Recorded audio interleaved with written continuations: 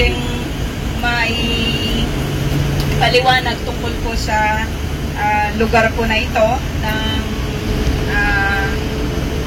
Chorazin, sapagkat sa Bible hindi po ito masyadong nabanggit na ng scripture, maliban sa sinabi po ni Jesus doon na woe, di ba? Woe unto you, kahabag-habag ka, Chorazin, di ba? Sinabi niya yun sa scripture.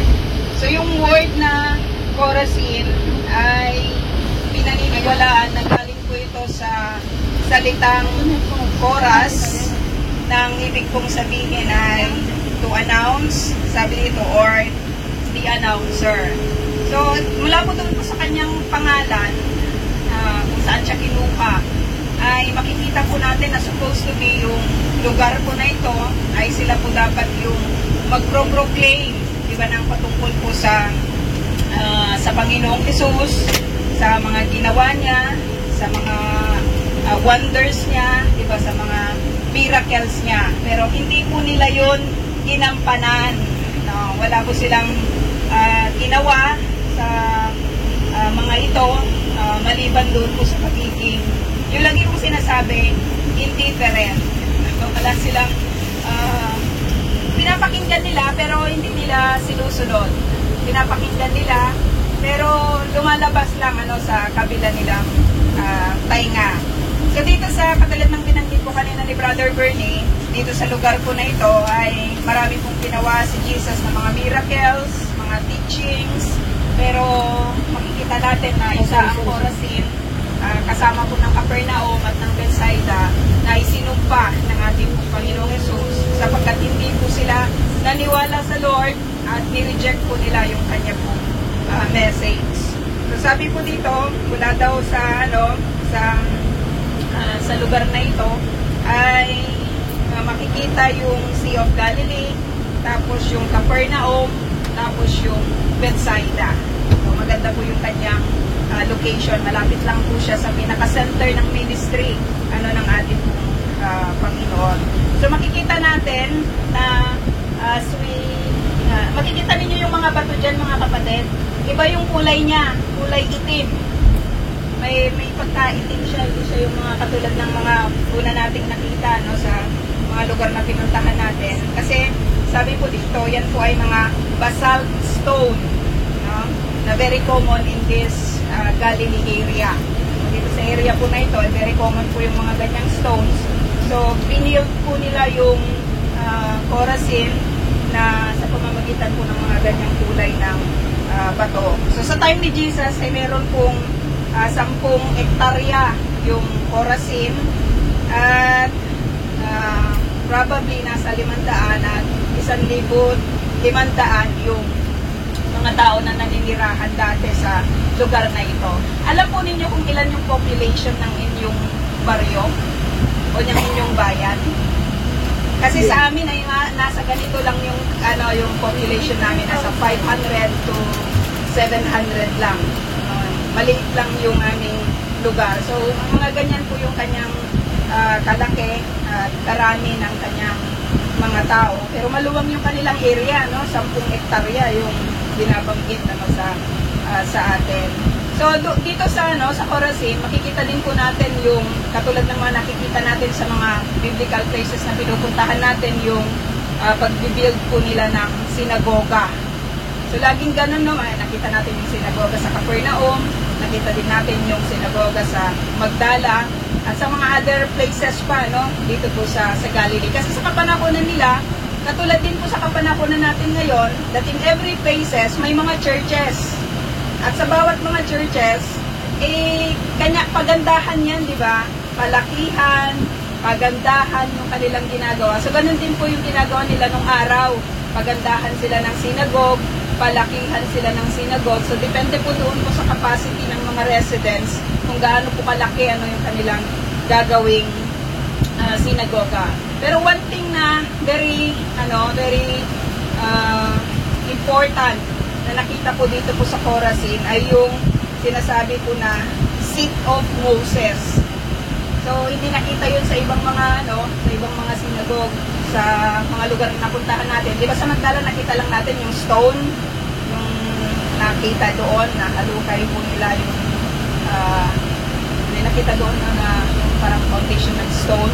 Dito naman yung seat ni Moses na nagsisignify po na sabi ko dito po yung pinag-uupuan ng mga rabbi kapag sila po ay magsasalita or by their authority ay ito po yung kanila pong ginagamit to judge, di ba, yung mga issues po nila sa kanilang kapanahunan, at especially sa pag-interpret po nila, di ba, ng mga batas or yung mga kadalasan din yung mga guest po nila ay pinapaupo po nila dito sa upuan na ito, na natatanging upuan na ito upang magsalita ng patungkol po sa salita ng ating according to the scriptures, no? Di ba, babasahin nila yung scripture tapos ipapaliwanag po nila, no? So yun po yung kanilang ginagamit. Makikita po natin mamaya. Ito lang ay replica na, mga kapatid, kasi ang original na nahukay po dito ay i-display na po nila doon po sa kanilang museo, ano, sa Jerusalem. So sabi dito, so kung isang city po yung Chorazin at marami rin po yung mga nakatira po dito, so makikita din natin yung katulad din ng nakita natin sa Capernaum, katulad din ng nakita natin sa Magdala, na mga ruins ng mga homes, mga facilities, yung mga storage po nila, yung ordinaryong nakikita, no, sa isang community. At isa pa sa nakaka-amaze na nakita po nila sa kanilang digging or yung sa mga archaeology na ginagawa po nila ay yung nakakita po sila dito ng yung olive press, yung anong tawag doon sa Tagalog ko, Sora, yung iikan ng bunga ng olibo. Di ba ginagawa po nila itong oil o kaya yung nilalagay po nila sa kanilang gasera, di ba, yung sa oil ginagamit nila sa lab. So kung meron silang ganon na may iikan tapos may wine press pa sila, so malalaman natin na ang trabaho ng mga tao na rito, aside from doon po sa kanilang pangingista dyan sa sa Kineret, ay meron din po silang mga taniman ng ubas. Gumagawa din po sila ng kanilang mga alak, yung ganon. So yung mga product po nila, may mga vineyard po sila. So maayos yung kalagayan ng ng Chorazin sa kapanahunan po na ito, no? Nagpapakita lang na hindi sila bumibili ng mga ganito pong mga klase ng commodities sa ibang mga lugar na nakapaligid dito po sa Galilee. Meron silang sariling gawaan. Kumbaga may sarili silang factory, no, sa kapanahunan po natin ngayon, no.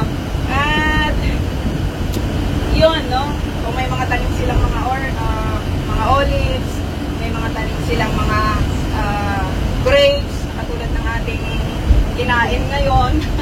May ubasan sila, maayos po yung kanilang kalagayan, maaaring nagsusupply po sila sa kanila pong mga kalating po na lugar. Kaya makikita po natin, mga kapatid, na marami pong pribilegyo yung nawala sa Chorazin. Kasi hanggang sa ngayon, makikita natin napaka-barren pa ng lugar na ito. Wala nang nangahas na tumira sa lugar na ito. Magmula noong ito po ay isinumpa ng ating pong Panginoong Jesus. Katulad ng Bethsaida, katulad ng Capernaum. It's a wasted opportunity yung kanilang yung nangyari sa kanilang buhay. Kasi supposed to be, they should proclaim the goodness of God, pero nag-fail sila in that area. So sa mga bagong baptized na mga kapatid, ay it is a challenge sa inyo po, mga kapatid, to proclaim the goodness of the Lord and to not fail na katulad po ng Chorazin. Yun po, at salamat po ng marami.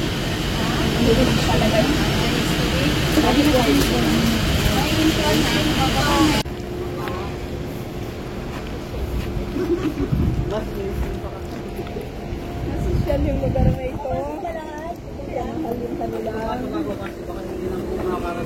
Ay, child ako. Salam.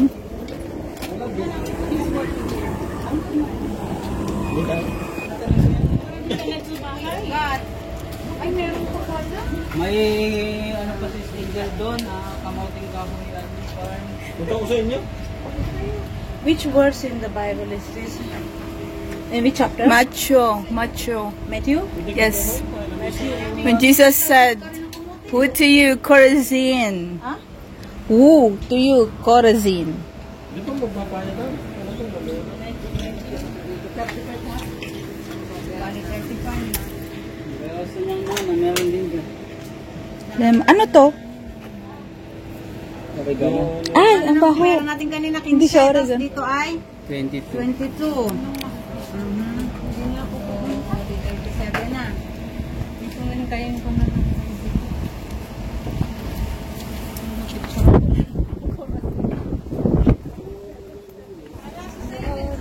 Wow! Walang magpipicture sa yan, oh. Maluwang din, oh.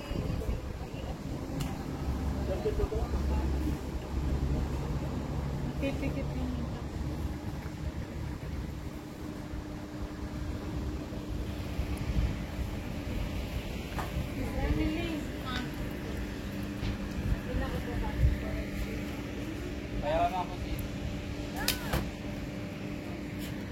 Ano na, bayad na sila? Pwede na tayong pumunta? First time ko rin. Ikaw? First time ko.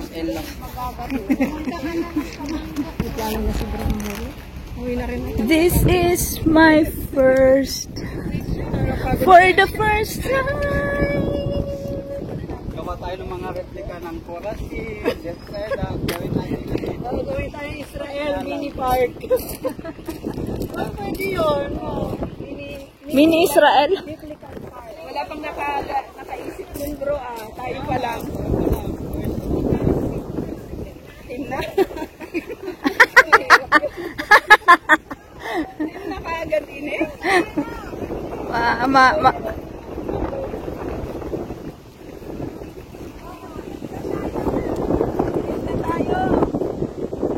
Ito ang daanan patungong the Olive Press Trail.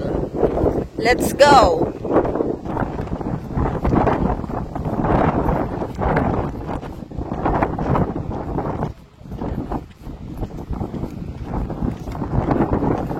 Ay, may trail siya na malayo-layo.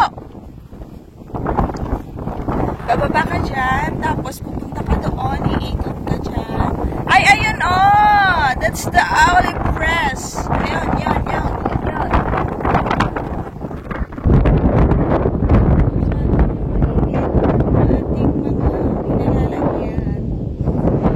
Ayun, oh, yung Olive Press. Kailangan sa baba. Para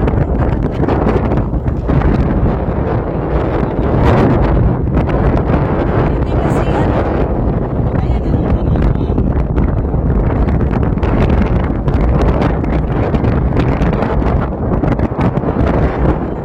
Mahangin naman. Yes, ate.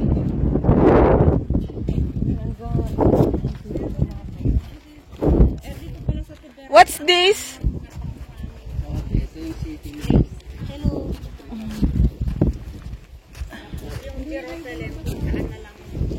Dito na tayo bababa.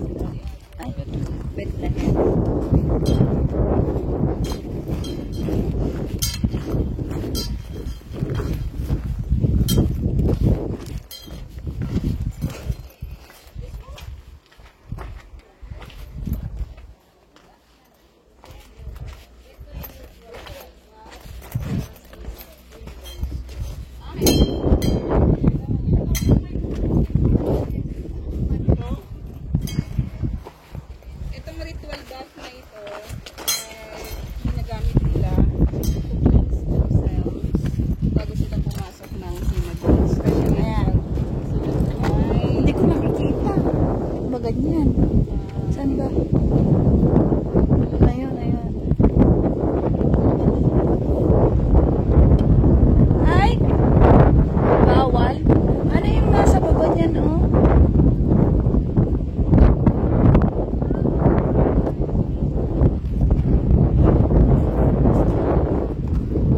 Ay, babaan, oh. Yun, oh. Tignan natin. Yun, oh. alam. Parang may warning naman doon na ano yun, oh. Do not Ah. passing. Pero tignan mo yung ano.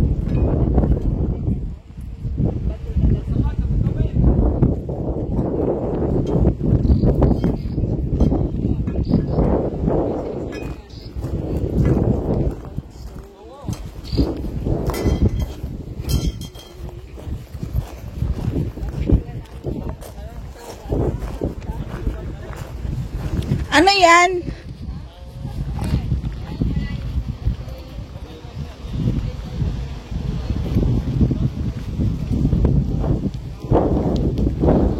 Ito yung kinakain ni Sister Milagrin na puno.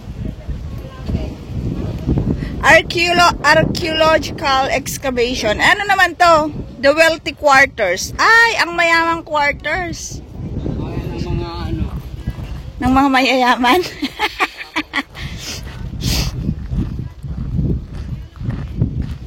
Ayan.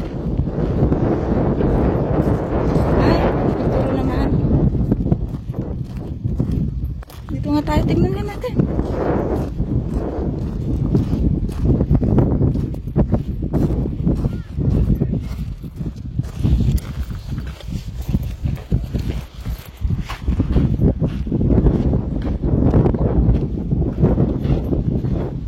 Nag-excavate pa lang sila. Ayun, oh.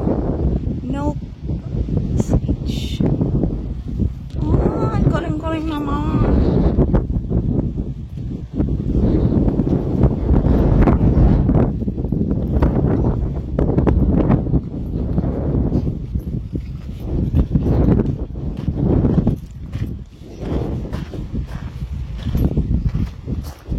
Ayan, oh.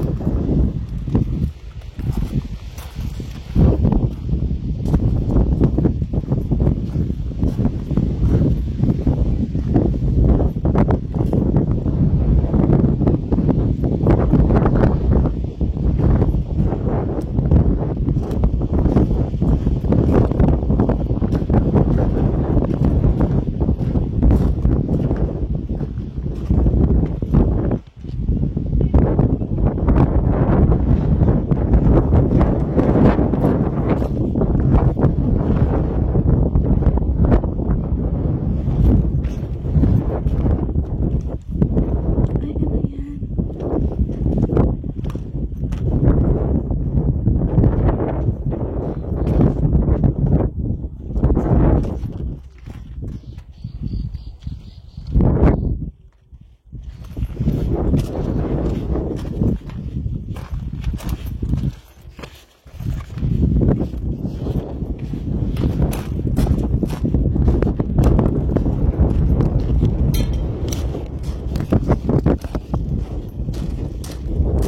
Wine press with decorated mosaic.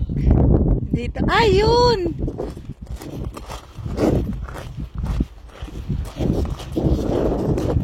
Ito yung wine press. This is the wine press. Ay! Ganito pala. Ay! Bababa sila. Ay, ganito pala to. Bababa sila.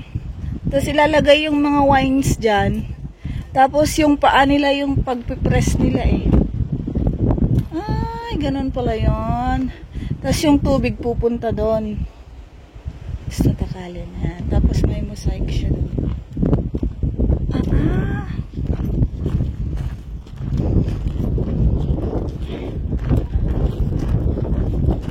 Picturean mo daw siya.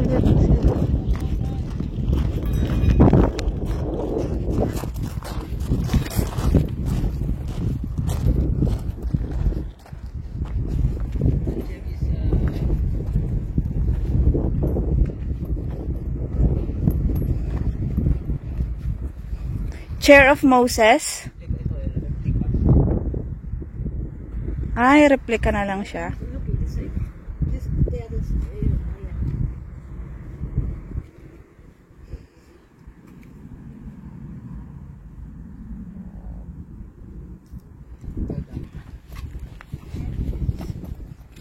Look at this na. pillar, how they design.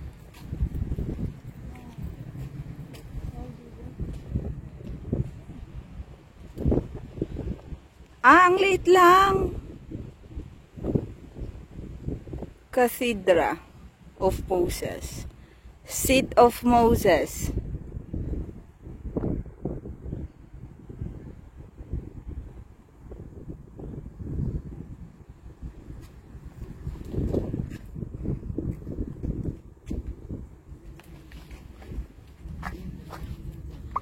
Oh, you can see. Punta tayo dito. You will see.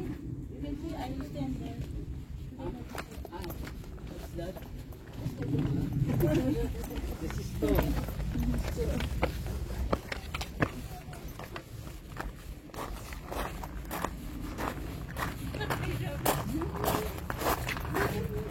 No climbing daw, no climbing. How can we gonna come if we don't climb?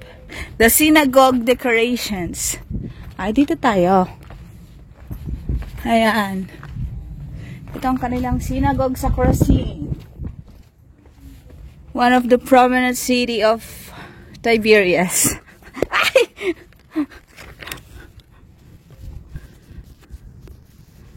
Ayan. Okay na.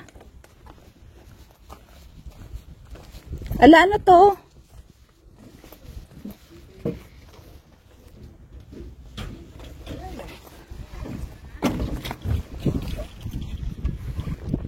Ay, mayaman nga talaga siya, oh.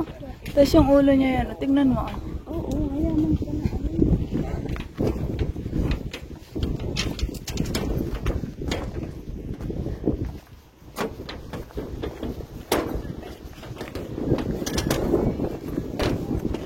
Nagpudot. Oh, ito pa.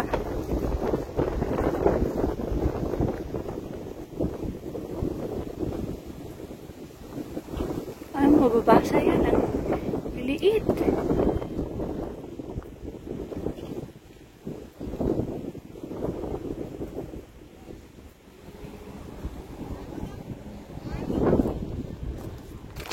Look out. Ah, this is it, pansit. Ano ito? Look out. Ay, oo.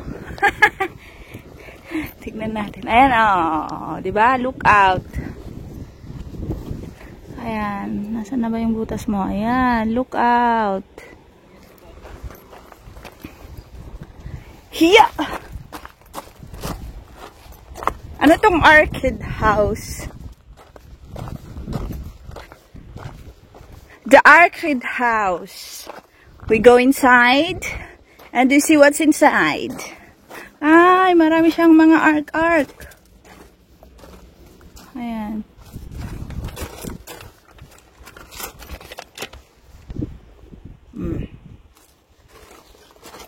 Pasok tayo sa loob. Ay, kala ko may connecting. Wala naman pala. Wala, labas din tayo agad.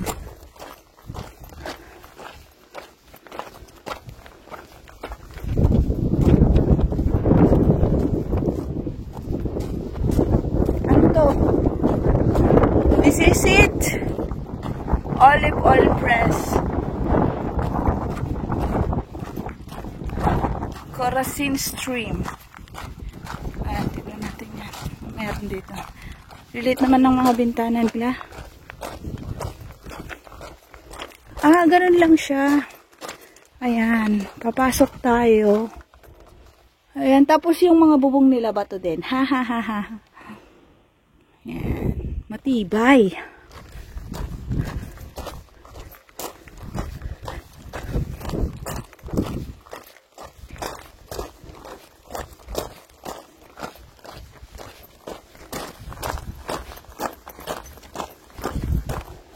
Sa stream. Saan ba yung stream nila?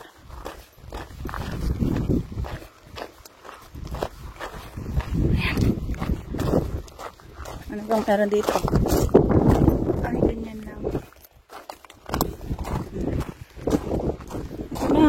Heto na!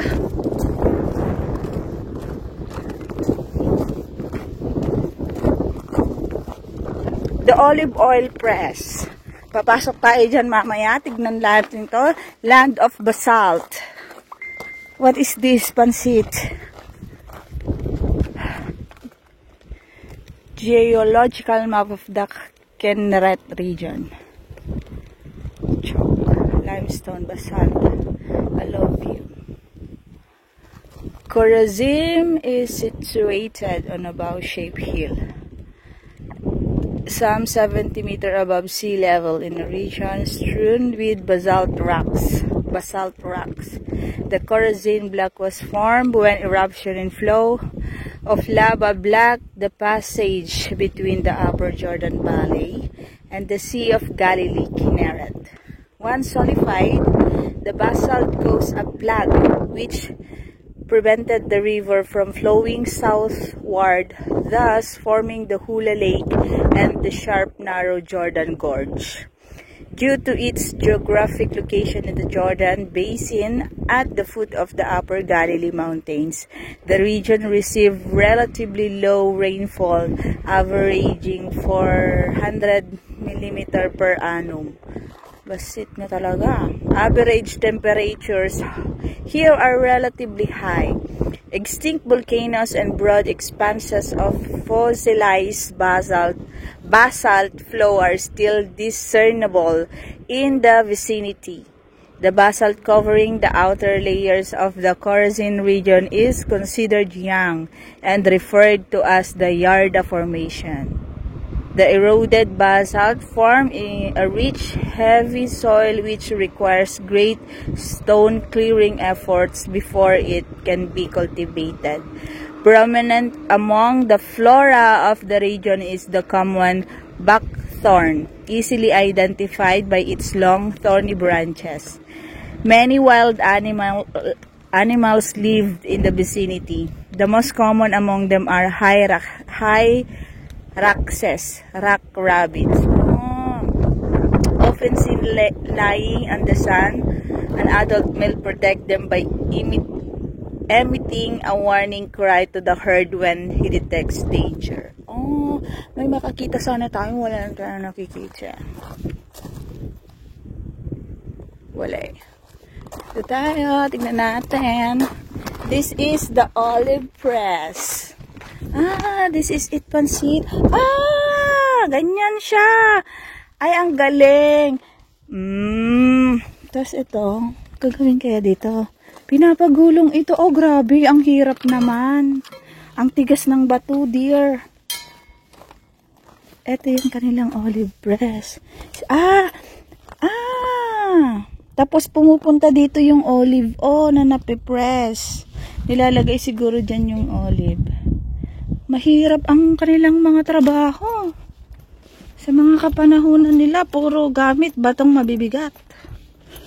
Ayan, ilan kaya ang napipress nila sa isang araw?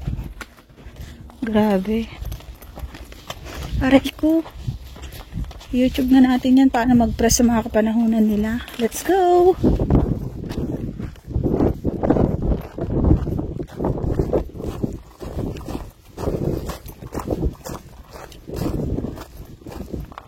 Ay, no passage naman yan.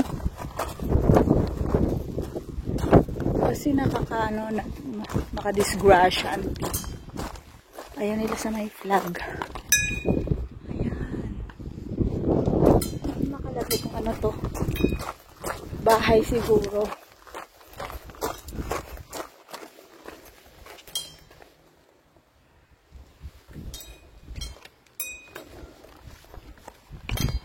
Ay, bakit ganon? No passage.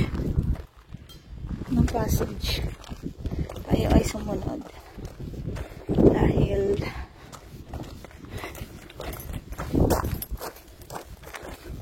may trail siya. Ayun,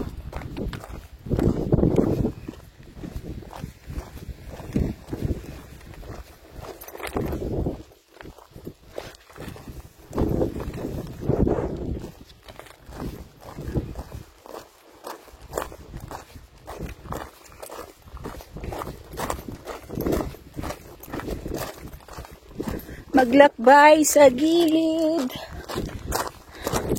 ng mga bato ng Khorazim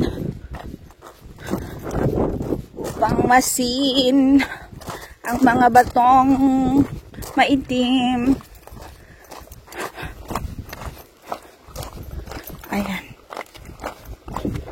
Nag-i-excavate pa sila, hindi pa tapos ang excavation. Marami pong matutuklasan sa lugar na ito. Hindi pa tapos ang discovery. Still ongoing.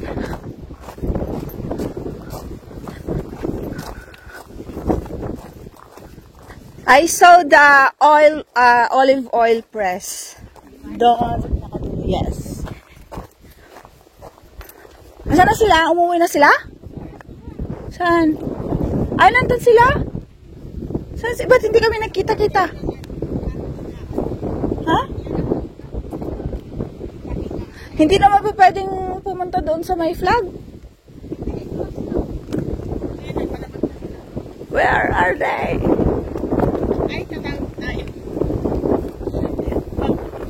Nakapunta na ako doon. Wala namang daanan doon papunta.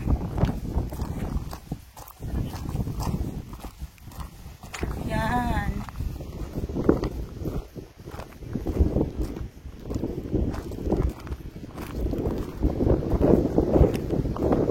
Wala naman itong daanan. No passage ba din? Lagi na lang no passage. Let's go back! Ito ay yung kinakain ni Sis Mila Green na ang pangalan ay Bora. Ayan, makikita yung synagogue. Ano talaga siya, mayaman siyang synagogue kasi sa harap pa lang na. Diba? Yung pagtabas ng bato, pantay-pantay siya. Yung pagkabit ng mga yung wall niya makapal din. Tapos yung ulo niya, nandoon. Mayaman ang Chorazin. Kaya lang hindi niya isinasabuhay yung kanyang pangalan. Kasi ang meaning daw ng Chorazin from the word Choras, ang ibig sabihin ay messenger. Ikaw na, saan na ba? Ayan, diba? Ikaw na, Chorazin. Tignan mo, yung mga batong ganito. Mag-i-create ka ng ganyan ang pagtabas. Ang gaganda na. Yan yung mga bato. Yan yung kanyang original na bato. Yung mga ukit. Ukit siya. Tignan natin itong bubong. Yan. Talagang malalaman mo siya ay mayaman na sinagoga. Yan yung ulo niya. Original head of Chorazin Synagogue. Paano sila mag-ukit? Ang gamit lang dyan, mga bato lang din. Grabe. Mahangakan.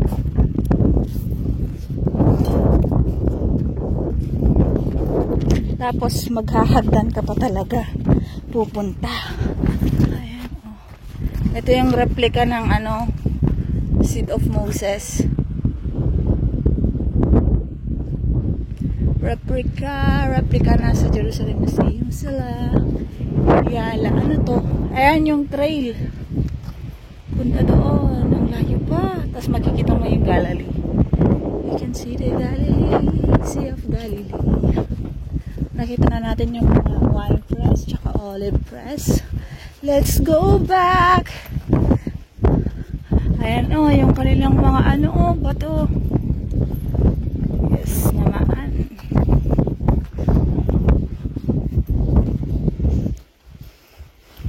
Maluwang yung sinagoga na ito.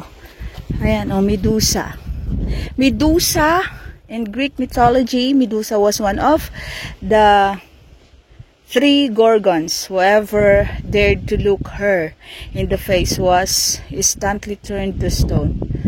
Perseus, averting his eyes, succeeded in killing her, and the winged horse Pegasus was born from her flowing blood. Kanilang mga Diyos-Diyosan. Mga grapes. Ay, tignan natin.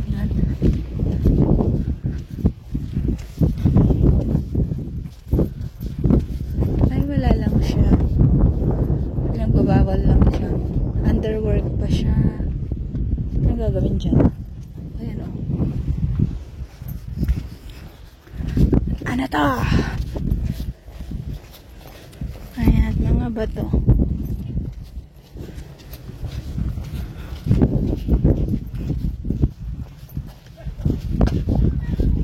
Ayun na sila, nagpapahinga na.